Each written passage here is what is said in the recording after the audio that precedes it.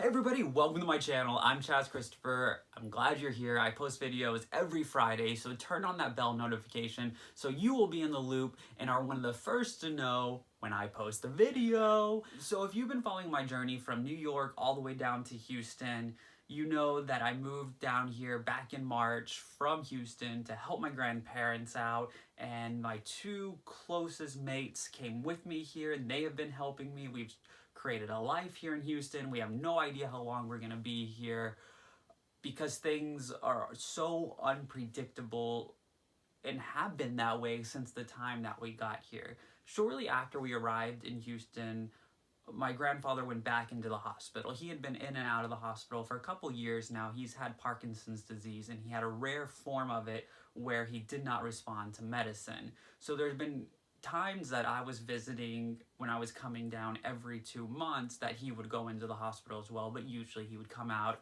It would take months of rehab, but he would get better.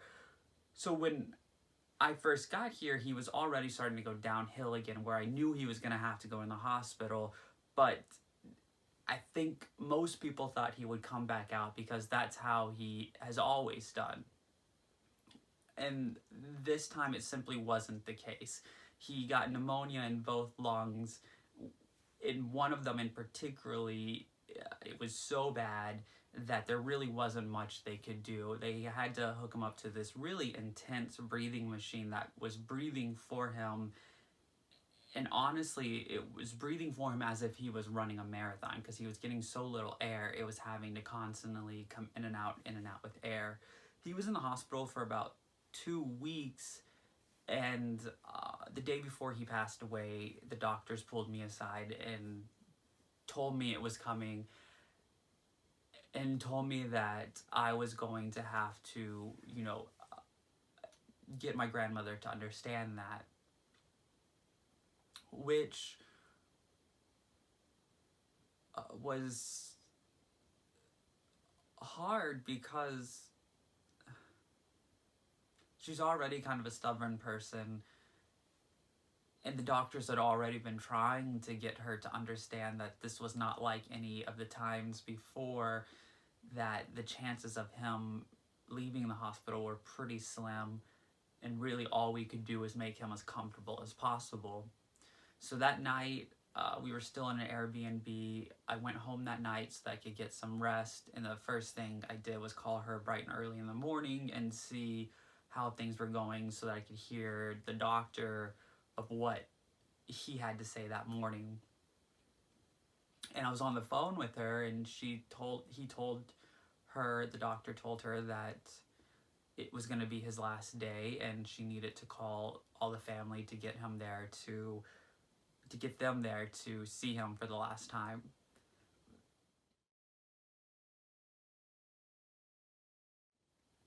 And that was hard. That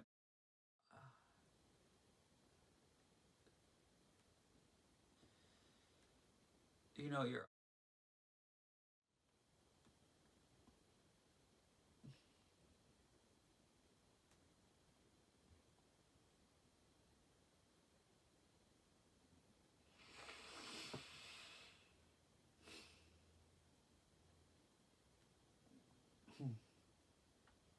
I could tell that even though I had tried to brace her for it, obviously it still hit her like a ton of bricks, and I instantly got in the car and drove over there as fast as I could because she was alone, and it broke my heart to think that she was there by herself.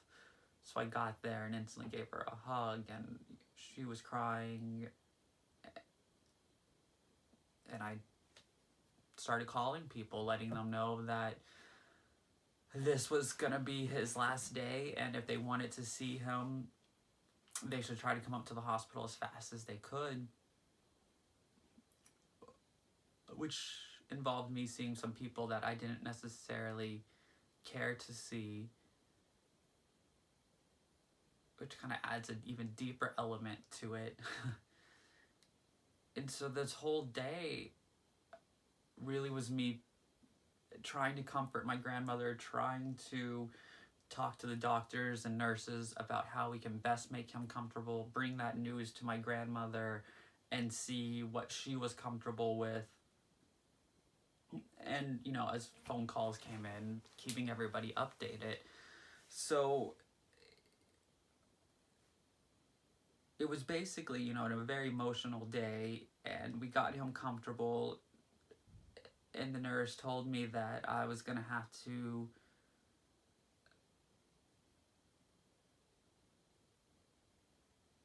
get my grandmother to say goodbye and make the decision to take him off the breathing machine. And after that, he would pass away. So I knew that I needed to get everything lined up. So I started calling the funeral home and trying to find out what all was needed of us, make sure he had a place to go, and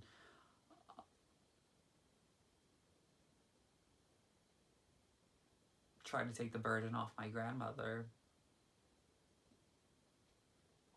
So around like 9 o'clock that night, she wanted a priest to come out, and so eventually we tracked down a priest. He came out, he did his thing, and at that point in time, I had to ask my grandmother if she was ready to make the hardest decision she's ever had to make before. And honestly, I really haven't. I've told this story to people, so, you know, there's parts of me that's kind of immune to it because I've told it over and over, but I haven't really. I've thought about filming this video, but I haven't wrote anything down, or I haven't watched the videos from when I spoke at the funeral, and I'm about to. I kind of just started it, and it's bringing it all back.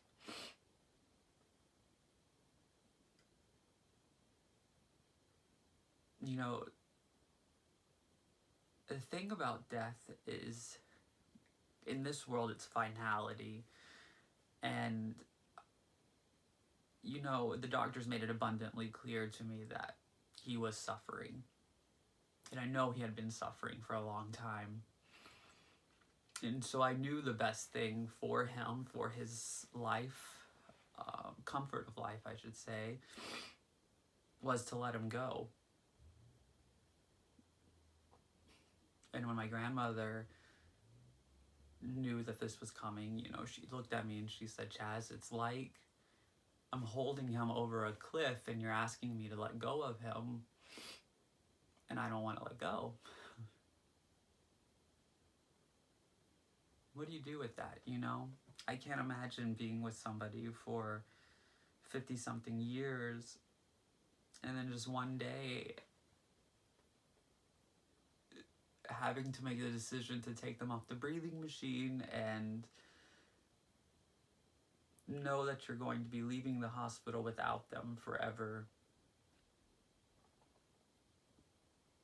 It's pretty heartbreaking. Even though you know it's the best thing, even though you know they're no longer suffering, and that means everything, doesn't always make all the moments very easy. And we were there, you know, we watched him take his last breaths, we watched his heart rate go down, you know, obviously watched him pass before our eyes. And if you've ever seen life drain out of somebody, it's quite an experience because you see it all happen. And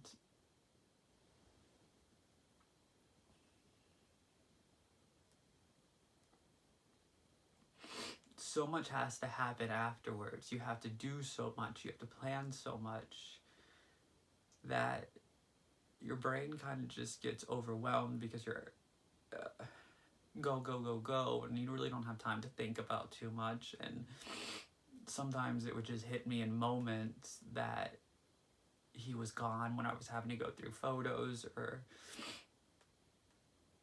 having to see my grandmother go through it.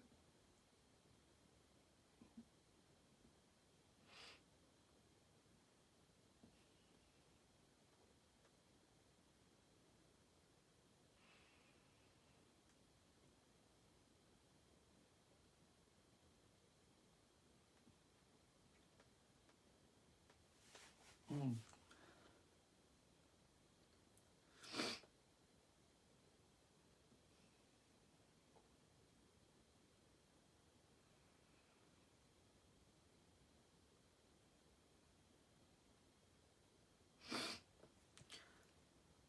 I think, in the situations in life, there's so many times we find ourselves in places where the right thing, there may be no right thing, or the right thing is not very clear. And so it leaves us with questions, or makes us feel uneasy. And so many times I think that's what life is. Uncomfortableness, or, not having a clear answer. So when it came time for the actual viewing and funeral, my grandmother asked me to speak, and I did. So I'm going to leave you with those clips.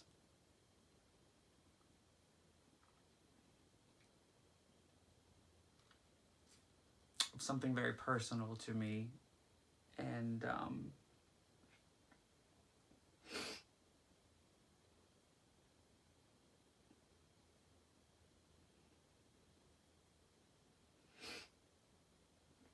I appreciate everybody's condolences and kind words. It means a lot. I'm sorry this week's video is not a very upper video.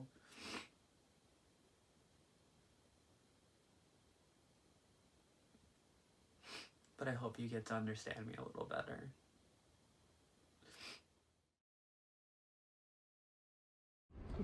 Hi everybody, no more audience participation on this part, you can all relax.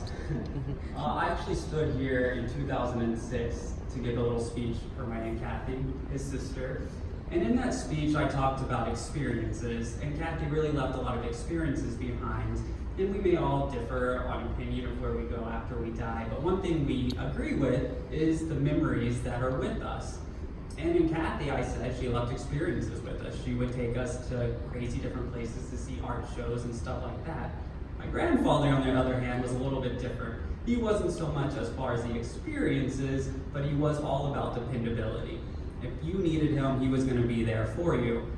As a kid, I was kind of his thorn in the side. My grandmother would always ask me to put up her Christmas lights or do all kinds of things, and that was not his favorite thing. He always was worried about the electricity bill or the copper wiring in his house. And so we went round and round, and sometimes I would have to get him distracted just so I could finish the yard. As I got older, things changed and our relationship got better and better. And one of the memories I actually have with him was I wanted to be an animal trainer so bad. It was my lifelong dream. And him, my Aunt Kathy, and my grandmother got in the car one day, drove me to San Antonio so I could apply for the job. It was great. On the way back, though, he got a ticket. And I felt so bad because I thought, oh, man, he did all this nice thing for me, and then he got a ticket. I know. So then as we went older, I got older, our relationship continued to get better because I would come around and do things that was helping the rental property, which he could get behind that. So in his last couple of years, I actually took him to the doctor, and on the way back home, he said, oh, thank you, I'm so comfortable with you. It really meant a lot to me. And going from when I was a child to always hearing Sadie Marie, the boy's so hard-headed, he's so hard-headed, to finally hearing I'm so comfortable with you meant the world to me. And then there was one day he wanted a new TV. And it was kind of ironic because in the past, every time they needed something new, my grandmother would take me and we'd get home and she would say, every time the boy comes in town, you spend so much money. Why do you spend so much money with them? And then he wanted a new TV, so he took me to go get the TV. We picked it out, we got it home, we started to set it up, and the whole front of the screen was completely shattered. So we had to go all the way back to Sears, and once we got there, they didn't have that same TV.